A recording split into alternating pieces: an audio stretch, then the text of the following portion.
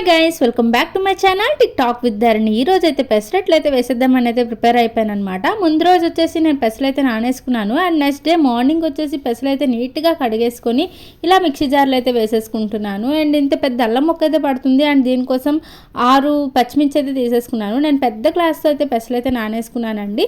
So కొంచెం అయితే grind చేస్తున్నాను అనమాట. అందుకే ఒక 3 పచ్చిమిర్చి అండ్ కొంచెం అల్లం ముక్కలు అయితే వేసేసుకొని అయితే గ్రైండ్ చేసేసుకుంటున్నాను.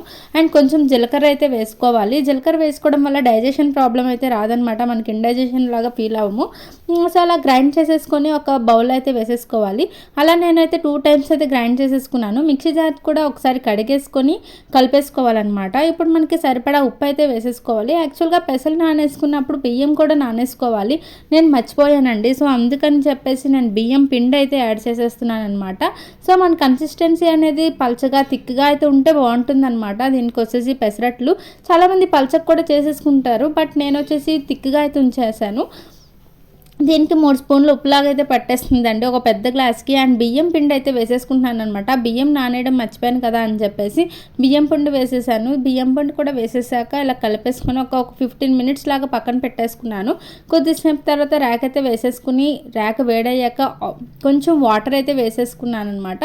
వాటర్ వేసేసి కొంచెం ఆనియన్తో అయితే ఇలా చేసేసిన తర్వాత మన ముద్ద బ్యాటర్ అయితే ఏదైతే ఉందో నీట్గా ఇలాగా రౌండ్గా అయితే వేసేసుకోవాలి. వేసేసుకున్న తర్వాత మనం ఉల్లిపాయ చిన్న ముక్కలుగా కట్ చేసేసుకుంటే బాగుంటుందని చెప్పి ఉల్లిపాయలు అయితే చిన్న ముక్కలు అయితే కట్ చేసేసుకొని అట్టు మీద అయితే వేసేసుకున్నాను.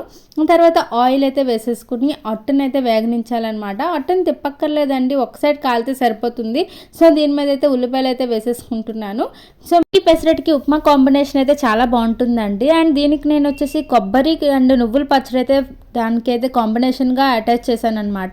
సో ఇలా ఉల్లిపాయలు కూడా వేసేసుకున్నాక అట్ల కర్రతో మనం ఇలా ట్యాప్ చేసేసుకుంటే అంటుకుపోతుంటాయి. అండ్ తింటున్నప్పుడు మనము ఉల్లిపాయ వేరేగా సపరేట్గా వచ్చేయకుండా ఉంటుందన్నమాట.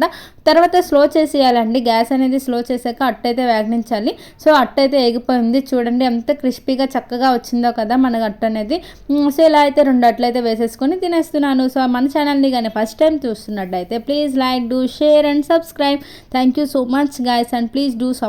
Thank you everyone. Bye bye.